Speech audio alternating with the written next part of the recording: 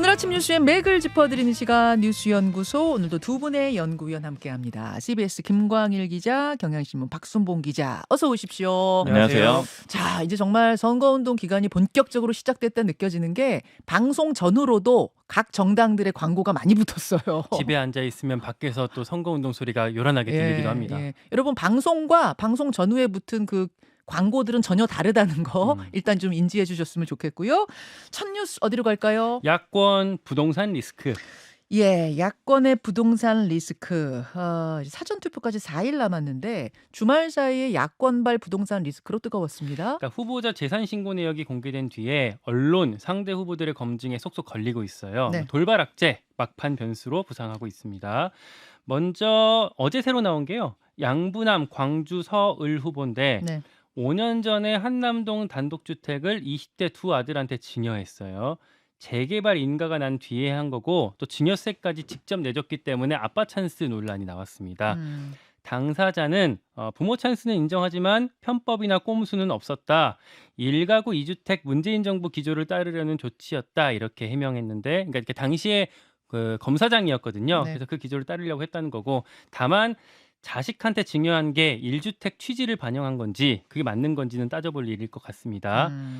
경기 화성 을의 공명훈 후보, 그러니까 7년 전에 성수동 다가구 주택을 군인 아들한테 증여한 거, 네. 그러니까 매입할 때는 11억 8천만 원이었지만 지금 시세는 최대한 30억까지 간다는 점, 그래서 역시 아빠 찬스 논란이 나오고 있고요. 추가로 그 당시에 3표 레미콘 부지 이전이 이뤄졌다는 점, 그리고 토지거래 허가구역 지정 전날에 증여가 이뤄졌다는 점 때문에 내부 정보 이용한 거 아니냐, 이런 의혹도 같이 제기가 되고 있습니다. 그렇죠. 당사자는 국민 눈높이에 안 맞는 건 인정한다. 앞으로 조심스럽게 처신하겠다. 이렇게 해명을 하고 있습니다. 네. 지금 제일 뜨거운 감자는 경기 안산갑의 양문석 후보자. 그렇죠. 양문석 후보. 2020년에 구입한 주택의 자금을 어떻게 조달했느냐, 그 문제예요. 네, 맞아요. 잠원동에 31억 원짜리 아파트, 그러니까 강남의 똘똘한 한 채를 산 건데 네. 이 돈 마련하려고 편법 대출을 받은 사실이 드러났습니다.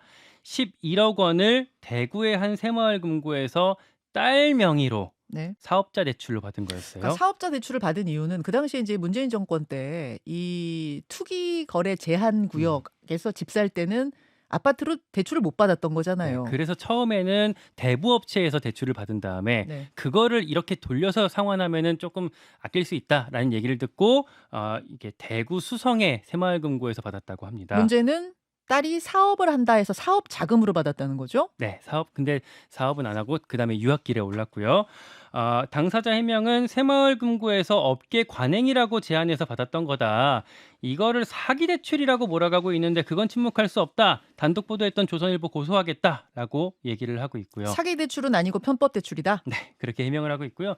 근데 새마을금고 입장이 다릅니다. 그러니까 양문석 후보의 딸이 나중에 5억 원 상당의 물품 구입 대금 내역까지 제출했다. 그러니까 5억 원짜리 이런 물품들을 샀다라고 서류까지 제출했기 때문에 우리는 진짜 사업하는 줄 알았다라고 대답을 하고 있는 거예요. 그럼 지금 새마을금고 입장하고 양 후보 입장이 엇갈리는 거네요. 엇갈리고 있고 당시 대출을 진행했던 담당자는 지금 퇴직한 상태이기 때문에 조사가 좀 더 이루어져야 된다고 하고요. 예. 말씀드린 게 사실이라면 사문서 위조 가능성까지 제기가 될 수가 있겠습니다. 당에서는 이거 후보가 대응할 문제다. 라고 얘기를 하면서도 거취 문제에 대해서는 선을 긋고 있어요. 근데 이제 해명이 잘 안 되고 있는 게 기자들이 이제 후보나 캠프 쪽에 연락해도 연락이 잘 안 되고 있고 알아보니까 당에서도 본인한테 대답을 잘 못 듣고 있다고 해요. 당에서도. 네, 전반적으로 좀 우왕좌왕하는 분위기가 읽히고 있고요. 민주당은 아시다시피 부동산 문제에 아주 민감합니다. 네. 그러니까 박근혜 전 대통령 탄핵 이후에 대형 선거에서 처음 패배했던 게 21년 재보궐 선거였는데 그때도 이제 LH 사태 터지면서 그랬잖아요. 그렇죠. 그게 대선 때까지 발목을 잡았다 이렇게 인식하고 있기 때문에 이번에 이영선 세종갑 후보 갭투기 의혹 벌어졌을 때 공천 취소까지 했었던 거고 네. 말씀드린 LH 사태를 처음 폭로했던 김남근 변호사를 네. 서울 성북을의 전략공천에서 나름대로는 부동산 문제에 집중하고 있다 이런 이미지를 주려고 하고 있었거든요. 근데 이제 이 상태에서 리스크가 또 터져버린 거죠. 자, 양문석 후보를 이제 어떻게 할 것인가. 뭐 사전투표까지는 이제 며칠 안 남았으니까 이대로 그냥 가는 것인가, 무대응 전략으로 가는 것이냐, 아니면은 그 안에 파장을 줄이기 위해 당에서 뭔가 조치를 취할 것이냐 이게 쟁점 같아요. 네. 근데 어제까지 취재를 해 봤을 때는 일단 양문석 후보에 대해서 가장 문제의식이 큰 건 맞아요. 지금 이제 김광일 기자가 여러 뭐 문제들을 쭉 나열을 해 줬잖아요. 네. 일단 민주당 의원들 물어보고 하면 전반적인 기류 자체는 이게 언론 지형이 너무 불리하다. 그러니까 민주당에 문제되는 것들만 너무 부각하는 그런 경향이 있다. 이런 불만이 기본적으로 있는데 다만 양문석 후보에 대해서는 내부적으로도 꽤 이게 문제가 있다라는 생각들은 많거든요. 그러니까 뭐 음. 지도부 인사도 그렇게 표현을 하더라고요.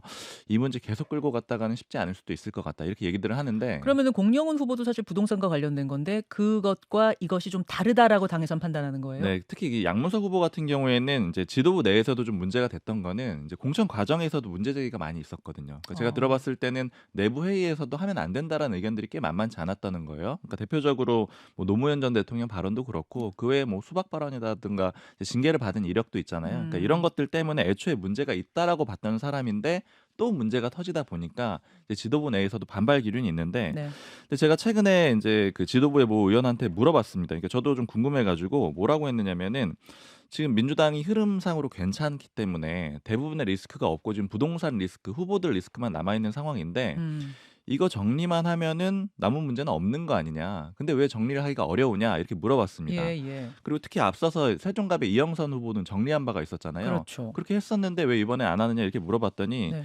자기도 인제 고민을 하고 있어 가지고 여러 사람들 지도부한테 물어봤는데 이렇게 얘기를 하더라고요. 이게 만약에 정리를 한다고 하더라도 국민의힘이 가만히 있겠느냐. 그러니까 오히려 인정을 했다라고 보고 지금 국민의힘이 마지막 힘을 이쪽에 음. 결집을 하고 있는데 스스로 인정을 했으니까 더 공격을 하려고 하는 거 아니냐. 인제 이런 판단이 한 아. 가지가 있고요. 공천을 취소하면 정리가 되는 게 아니라 오히려 공세가 더 세질 것이다? 네. 인정했으니까 "공천 실패다." 이렇게 딱 확정 짓는 게 더 부담이 음. 된다라는 얘기도 하고요. 물론 근데 그럼에도 불구하고 "정리하는 게 국민들 봤을 땐 낫지 않겠느냐."라고 음. 하니까 사실 그런 면도 인정을 하고 있기 때문에 그래서 "그런 점을 논의를 하고 있다."라고 하는데 그리고 그래서 방향을 아직 못 잡고 네. 근데 무대응 제가 전략. 이렇게 물어봤어요. "그럼 네. 기사를 쓸 때 예. 정리 가능성이 있다."라고 써야 쓸 수 있는 거냐 지금 상황에 이렇게 물었더니 예. "그건 아니다."라고 얘기를 하더라고요. 그러니까 음. 그런 움직임은 크지 않다라는 거예요. 그래서 어제도 후보 개인이 대응할 문제라고 당의 공식 입장이 나왔잖아요. 네. 일단 현재까지로서는 이 기조가 그러니까 양문석 후보의 공천을 유지하는 기조가 이어질 걸로 보이고요. 예. 이게 그럼 왜 그러냐면 인제 방금 말씀드린 그런 문제도 한 가지가 있고요. 앞서서 세종갑하고 좀 다른 면은 뭐냐면은 세종갑 같은 경우에는 김종민 새로운 미래 후보가 있었잖아요. 네. 그래서 일종의 대안이 나만 있었던 거예요. 그러니까 새로운 미래가 다른 당이긴 하지만 지금 새로운 미래의 향후 음. 행보가 좀 장담하기가 쉽지 않은 상태잖아요. 당세가 음. 좋지 않고 그래서 민주당 입장에서는 범야권 그 연대 세력의 하나로 포함시킬 수가 있는 그런 기대가 가능하다라는 거죠. 아 최소한 국민의힘에게 의석을 넘기진 않겠구나 이런 계산이 있다는 맞아요. 거예요? 근데 지금 안산갑 같은 경우에는 국민의힘하고 민주당이 1대1 구도예요. 예. 특히 인제 국민의힘에서는 대통령실 출신의 장성민 후보가 나와 있거든요. 네. 그럼 여기 무투표로 당선이 돼요. 그러니까 음. 그러다 보니까 고런 점을 한 가지 더 고려한 걸로 보이고요. 음.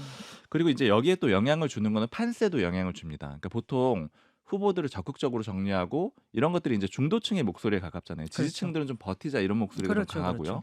그럼 결국 중도층 목소리를 들을 때는 판세가 안 좋다라고 봐야 되는데 판세가 지금 나쁘지 않기 때문에 양문석 후보가 버틸 가능성이 좀 더 높거든요. 음. 당의 뭐 공식적인 입장이 아직 추가적으로 나오진 않았는데 조만간에 이번 주 안에 다시 한번 판세 분석을 한다 그래요. 근데 네.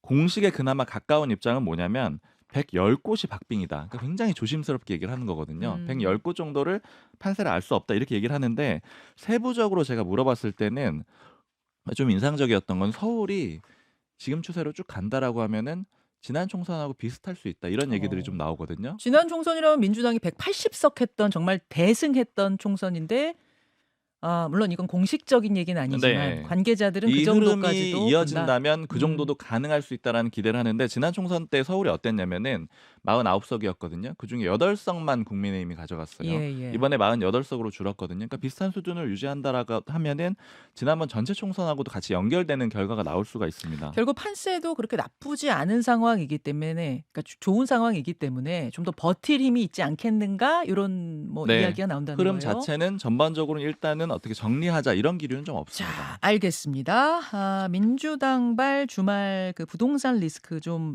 상황들 점검을 해봤고 김광일 기자. 예. 두 번째 이슈는 뭐죠? 박박기겠다. 박바뀌겠다. 이제 국민의힘 얘기입니까? 네, 한동훈 비대위원장이 했던 얘기입니다. 네.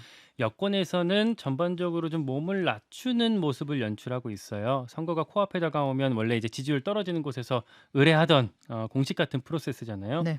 박바뀌겠다라는 거는 한동훈 위원장이 어제 수도권 돌면서 했던 얘기인데요. 아예 이 워딩이 박바뀌겠다라고 나왔어요? 네, 어. 그러니까 저희는 여러분의 공복입니다, 종입니다라고 하면서 저희는 여러분을 위해 박바뀔 준비가 돼 있습니다. 예. 그리고 이제 수도권 돌 때 함께 연단에 올랐던 후보들도 비슷한 얘기들을 했어요. 반성한다, 부족했다. 특히 김은혜 후보 같은 경우에는 정신 차리겠다 이런 얘기까지 했고요. 또 전반적으로 윤상현 인천 선대위원장 같은 경우에도 네. 국민 여러분께 엎드려 용서를 구합니다. 대통령도 민심을 따르도록 하겠습니다. 라고까지 좀 깜짝 놀랄 만한 얘기를 했는데 가장 제가 어제 인상 깊게 봤던 건 주말 사이에 조혜진 의원이 기자회견까지 열었다는 거예요. 대통령 사과하셔라. 국회 수통관에서 기자회견을 열어서 대통령 사과 그리고 내각 총사퇴까지 주장을 했습니다. 내각 총사퇴까지요. 네, 그 의원들도 그런데 또 제가 봤던 것 중에 하나는 국민의힘 사무처 노조, 그러니까 그러니까 직원들이거든요. 국민의힘 이 사람들도 지난 2년 동안 당에 제대로 된 목소리를 못 냈습니다. 국민의힘 일원으로서 현 상황에 대한 책임을 깊이 통감합니다. 이게 지금 국민의힘의 전반적인 흐름이라고 봐도 되는 거예요? 그럼? 맞아요. 이 흐름이 그리고 지난주 금요일부터 좀 감지가 됐습니다. 이종섭 호주 대사 계속 버티고 있었는데 사의를 표명했고 윤석열 대통령이 바로 수리를 했거든요. 네네.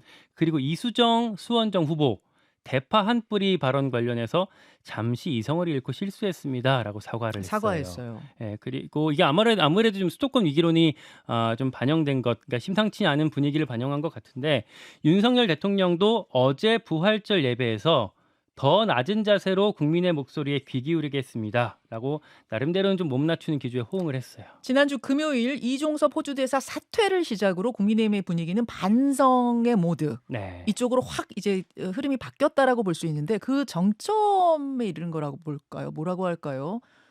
오늘 대통령이 대국민 담화를 발표한다라는 사실이 어젯밤 늦게 알려졌어요. 공식적으로는 의료개혁, 의사증원 추진 경과에 대해 대통령이 국민께 드리는 말씀을 통해 소상히 설명드릴 예정이다라고 대통령실이 어젯밤에 공지를 했어요. 어젯밤 KBS 뉴스 말미에 이 보도가 나왔는데 그 다음에 또 삭제가 됐다가 기사가 예, 10시 반쯤에 다시 속보가 나오고 그러니까 굉장히 밤늦게 다른 기자들 잘 모르게 이루어진 거 보면은 뭔가 급박하게 돌아갔다는 느낌이에요. 그러니까 이게 정확히 어떤 내용이 담화에 담길지가 지금 우리가 주목하는 내용인데 네. 오늘이든 아니면 이번 주 중이든 어떤 대국민 사과나 혹은 거기에 준하는 내용들이 나오지 않을까 그 가능성도 배제할 수는 없을 것 같아요.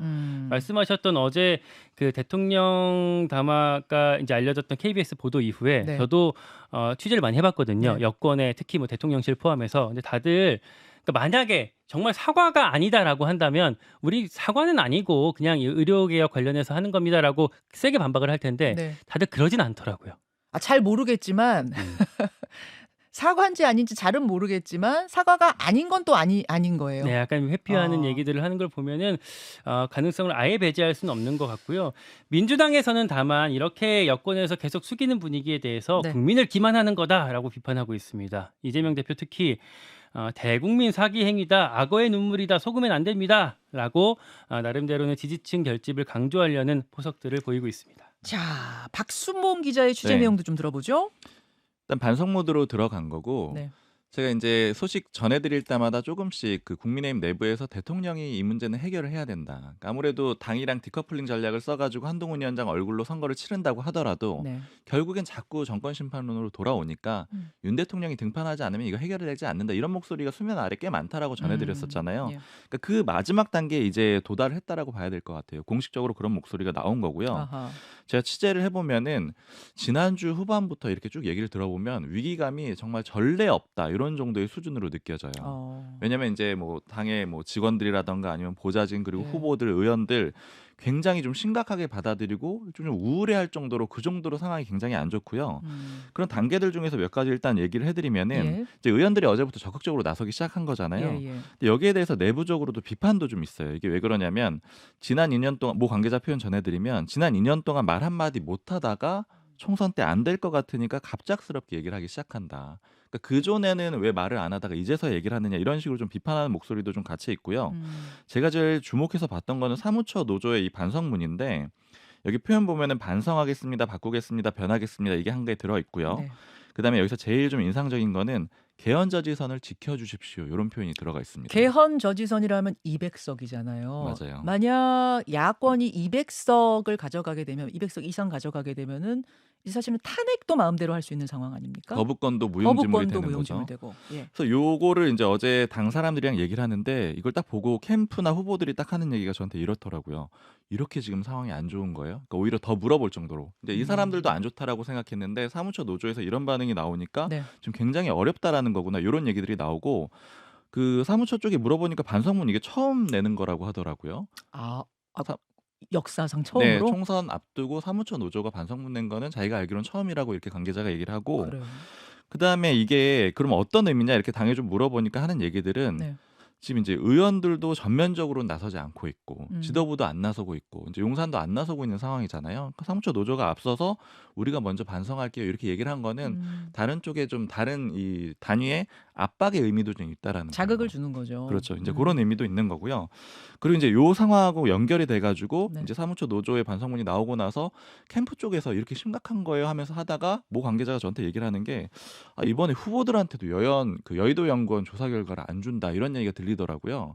이게 무슨 얘기냐면 원래 여의도 연구원이 전체적으로 조사를 하고 네. 이제 지난달 29일에 장동혁 그 사무총장이 브리핑도 했죠. 170개국 정도에 돌렸는데 뭐 구체적으로 얘기는 안 해줬고요. 네네. 근데 이거에 대해서 이제 후보들을 기다리고 있었던 거예요. 원래 전체 음. 내용을 공유해주진 않고 자기 지역군 알려주거든요. 그러니까 여의도 연구소 조사는 훨씬 더 크게 모든 지역구 다 돌려요? 거의 대부분 돌리죠. 거의 다. 그러니까 언론사에서는 몇 군데 안 돌리는데 자체 조사는 많이 돌리니까. 오래 돌리고 샘플도 더 많아요. 샘플도 많고. 그래서 되게 신뢰도가 높고 물론 지난 대선 때 조금 신뢰도가 떨어졌다라고 하지만 지난 총선까지만 해도 여의도 연구원 조사는 민주당에서도 궁금해할 정도로 정확도가 굉장히 높았고 그래서 당연히 후보들도 당에서 그거 주겠지 하고 기다리고 있는데 안 준다. 제가 이제 모 캠프 쪽에서 얘기를 하더라고요. 아, 상황 이렇게 안 좋아요. 근데 우리 조사를 안 주더라고요. 이렇게 얘기를 하는 거예요. 그래서 아, 거기만 안 줬나 싶어가지고 그리고 170개만 하기도 했으니까 예. 다른 캠프 네 군데를 수도권 중심으로 물어봤는데 다 못 받았다라는 거예요. 여기서 또 한 번의 위기감이 나오더라고요. 이런 얘기를 하니까 이 사람들이 하는 얘기가 그럼 상황이 너무 안 좋아서 안 주는 건가? 이거 보고 혹시 실망할까봐 그런 건가? 이제 이런 얘기들이 좀 나오고 있고 예.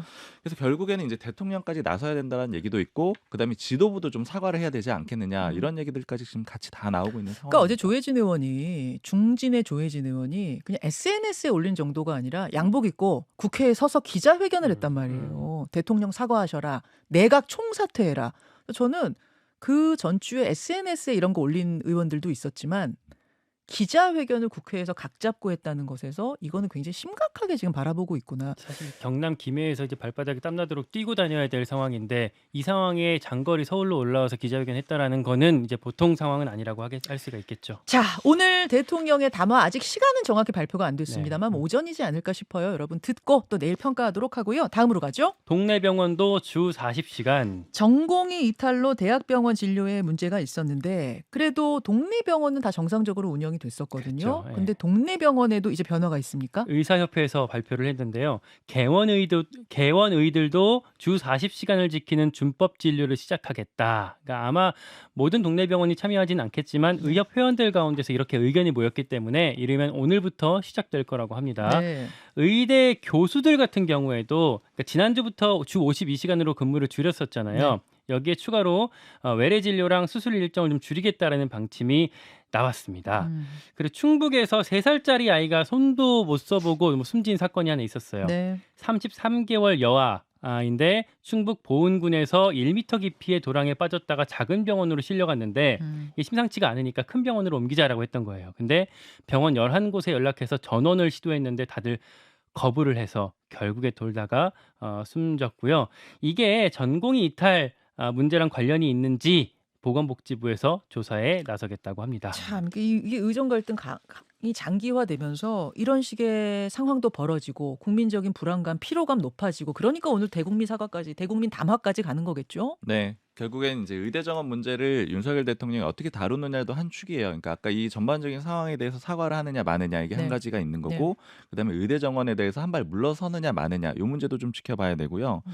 이 전공의 파업률이 2020년에 보니까 그때도 이제 파업이 있었잖아요. 네. 그때 한 80% 정도였어요. 근데 이번에 이탈률 보면 97%거든요. 음. 굉장히 높아졌다라는 걸 알 수가 있고 그다음에 이번에 개헌이가 이제 정시만 딱 근무를 하겠다라는 거잖아요. 네. 근데 이제 개헌이 참여율에 대해서는 조금 이제 물음표가 있긴 있어요. 왜냐면 2020년에 그때 보면은 당시 참여율이 6에서 8% 정도밖에 안 됐거든요. 그러니까 개헌이들은 좀 특성이 있는 게 사업하는 사람들이잖아요. 그러니까 그렇죠. 자영업자에 가깝거든요. 그래서 지역에서의 환자들과의 관계도 중요하고 그다음에 자기가 하는 대로 수입이 들어오기 때문에 안 따를 수도 있는데 다만 아까 말씀드린 게 전공의 파업률이 굉장히 높아졌잖아요. 그래서 이번에는 이 개헌이들이 얼마나 높아지느냐 이게 좀 중요하고 만약에 이게 실제 그렇게 된다라고 하면은 직접적인 불편함이 시작이 되는 거거든요. 그렇죠. 그러면 또 이제 정부에서는 굉장히 좀 부담스러울 수밖에 없는 그런 상황이 연출이 되는 겁니다. 자, 이런 흐름입니다, 여러분. 여기까지 뉴스의 맥을 짚어드렸습니다. 두 분 수고하셨습니다. 감사합니다.